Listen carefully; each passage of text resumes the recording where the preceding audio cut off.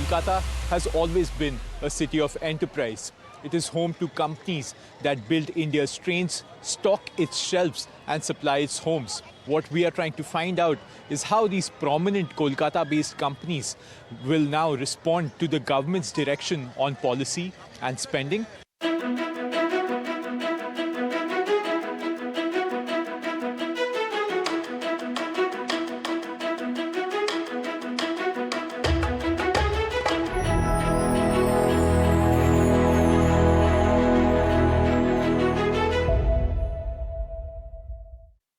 I'm joined by Prithish Chaudhary of Titagarh. Thank you so much. There was sort of a stagnant expenditure that the government wanted to make in the previous budget. We saw that around 2.65 lakh crore was the allocation. What are you seeing in terms of how did that impact Titagarh's performance in FY25? How did you see that? So what's important to understand is if we go back a few years, if we go back 6, 7, 8, 10 years, the budgets that were allocated to the railways versus what is allocated now. You know, we went from a mere 20, 40, 50,000 crores to, as you very rightly said, 2.5 lakh crores last year.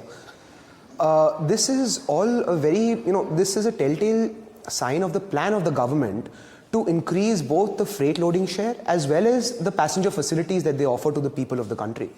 You see, today the freight loading, if you consider the freight loading targets, it's currently at about 1.5, 1.6 odd billion tons. And in terms of market share, it's only about 24, 25 odd percent. Now, the plans of the government are very, very clear to take this market share from 24 to almost 40, 45% with a target of 3 billion tons of freight loading. So we are not really concerned about the budget allocations because the government has been very, very systematic, and it's been a very, very well planned and well phased budget allocation. You know, every year we see the budgets being allocated to areas which are really important for the growth of the network. In terms of market expectations, I think expectations are pointed towards 10 to 12% in terms of a budget hike coming in for the railway sector. Where do you put your expectations at? So a budget hike, can come in various forms. You see, what we do, our products, are always the fag end of the infrastructure segment, which is the rolling stock.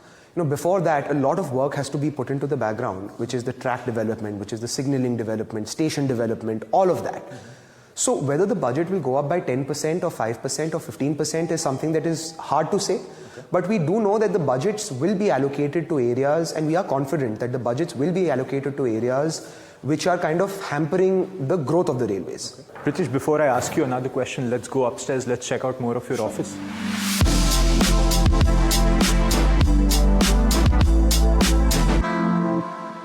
How are you set in terms of achieving that 1,000 wagons per month target that Titagarh has?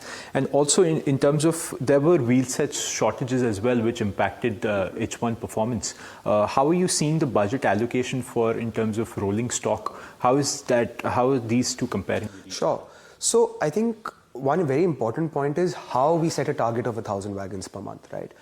Let's say 10 years ago, this would not have been an imaginable number that mahine ki 1,000 wagons banane.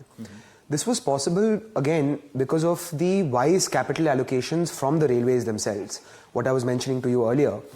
See, in 2022, there was a tender that was floated for a 3-year wagon supply. What that did was give visibility to the industry, give a long-term visibility to the industry so that we could also enhance our capacities.